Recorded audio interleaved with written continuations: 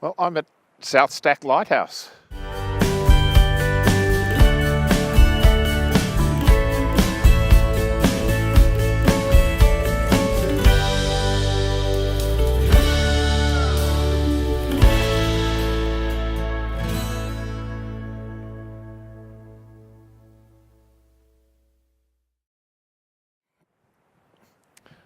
This is one of the classic views of the lighthouse, looking straight down the headland. It's about 3 o'clock in the afternoon, so there's still way too bright really to get any colour in the sky, but I think I can get some reasonably nice shots from here, and from further down get some more detailed shots of the foreground rocks, as well as moving around back towards the car park and looking down the line of the cliff on the right hand side to the lighthouse.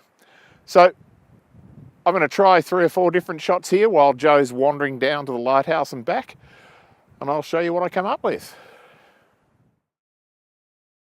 So this first view that I'm going to take is looking straight down the line of the headland towards the lighthouse. I'm concentrating on these rocks in the foreground here. I'm going to bracket to see if I can keep the detail in these dark, shadowy parts of the rocks and balance that with the brightness of the roof on the house in front of the lighthouse and the sunny side of the lighthouse, which is really quite bright.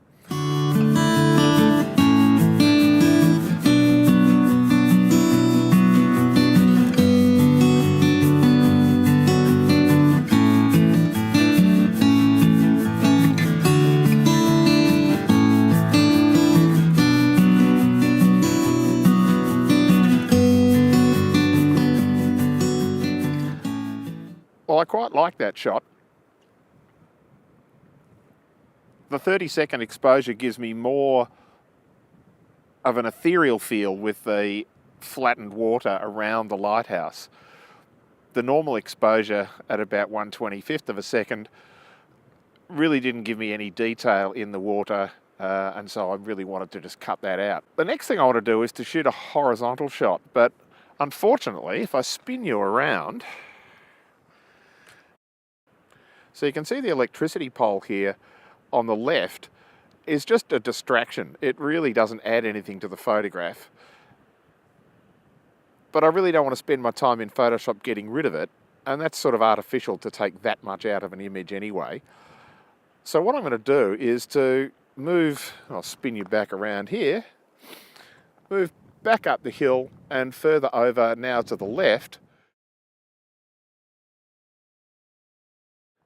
so that I can separate the lighthouse from that electricity pole and hopefully get a horizontal shot that'll give me more of that sunlight off the sea in the background of the lighthouse. I could sit here and wait for another hour or so.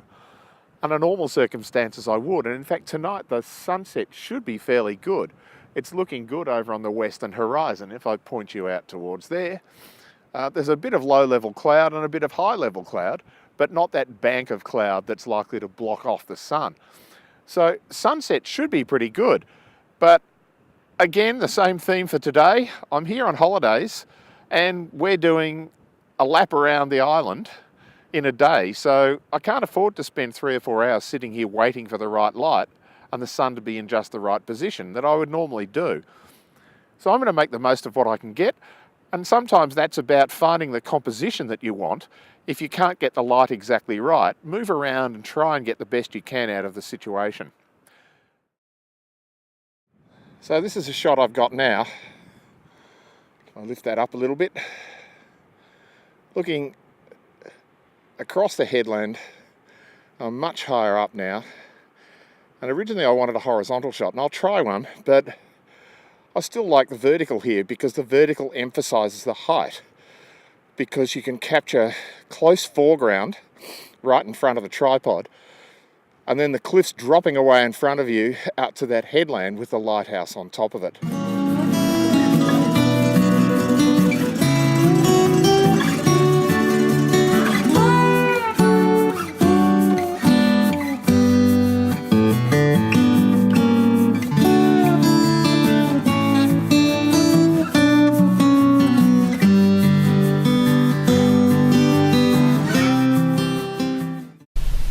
around to the eastern side of the lighthouse and down a bit lower, again trying to get a horizontal shot. I'm still not convinced that the horizontal shots work here, but it's still a nice view. And again, I've taken some verticals as well because I really like this rocky foreground that you just don't quite get the emphasis on in a horizontal shot. And then I'm going to walk over here to the bird observatory and see if we can shoot back to the lighthouse and see what we get from shooting at about the same level as the lighthouse rather than shooting down at it. So that may be the last shot from here, but there's some really spectacular coastline.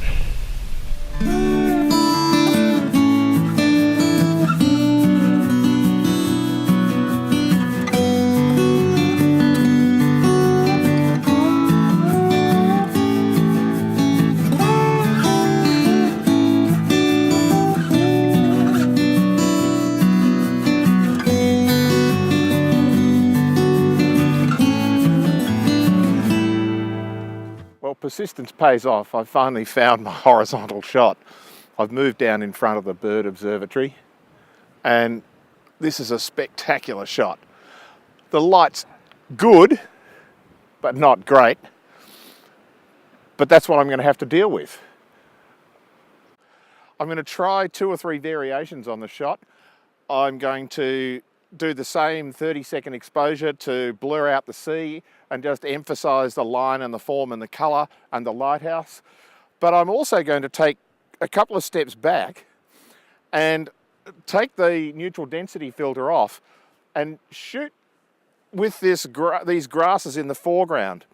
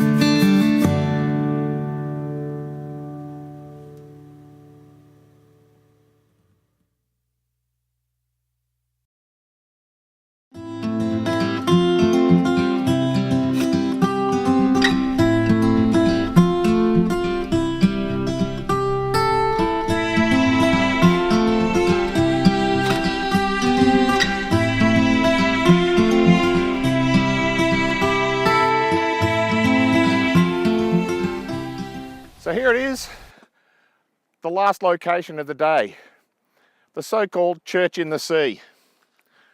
Well, it's not in the sea at the moment because it's low tide, but obviously at high tide, where I'm standing, I'd be at least neck deep in water.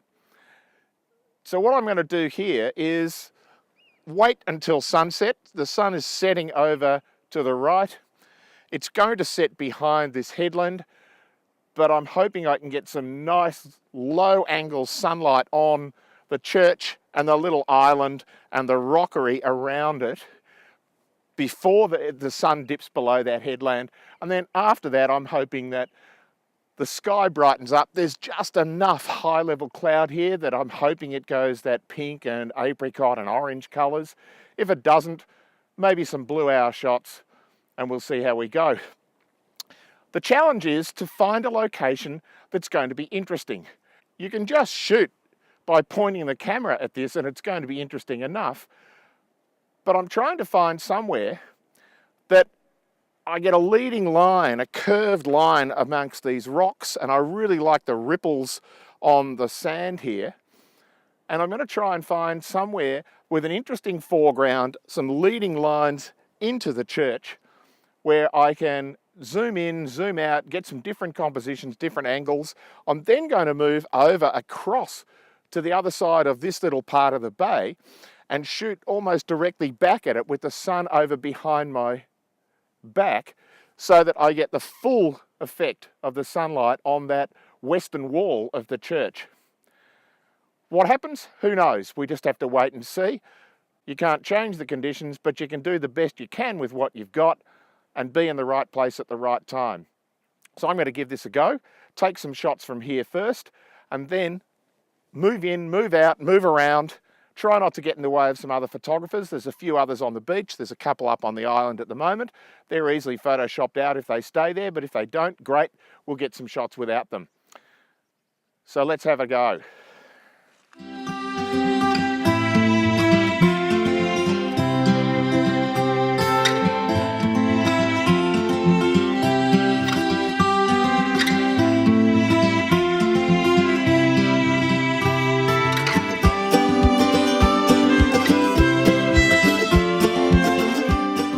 I've found a reflection in the mud flats of the church and some nice rocks and a pool in the foreground. So now I'm just trying to frame this up to give me the best possible composition. I'm also bracketing because even though I can drop the contrast by pulling a neutral density filter over the sky, the foreground is really very dark and I want to bring some of the highlights out of that as well.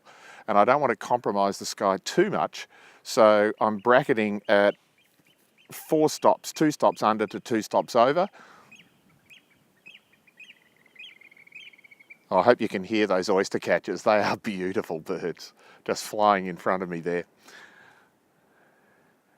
So we're going to give that a go, and then I'm going to move a little bit further around. The tide has just started to turn and come in. So I'm hoping I can find a location where I can get the curve of the water in this little bay moving around in front of the island and the church. It's going to be quick because that tide comes in really fast here and I don't want to get stranded and have to wade back through knee-deep water, or worse.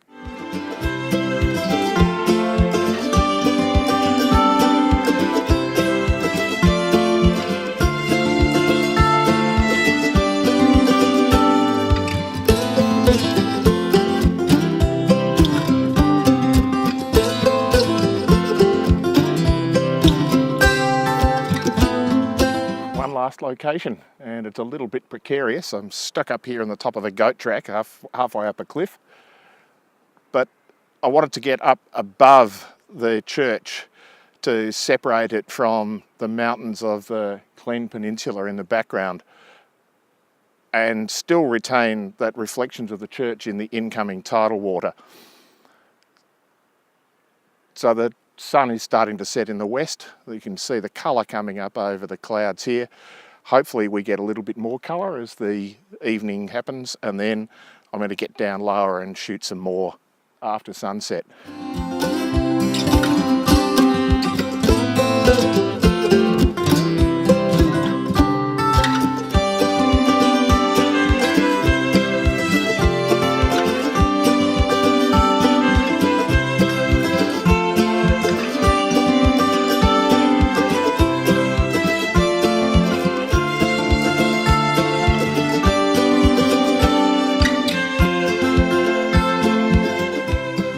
Well, as you can see, I'm starting to get my feet wet here and the tide is coming in quickly. I've been here for 2 minutes and I was 5 metres away from the tide when I got here. So I'm going to pack it up now after one last shot of the sunset. So I think that's it. A lap of Anglesey in a day. 5 locations, 5 different shooting types. Hope you've enjoyed this series, or this video, depending on how long it ends up being. If you did, please like, subscribe, click on the little bell, do all of that stuff. But remember, pixels are free, so get out there and shoot more. And come and find some places like this. Absolutely fantastic. Love Wales, love Anglesey. Bye for now.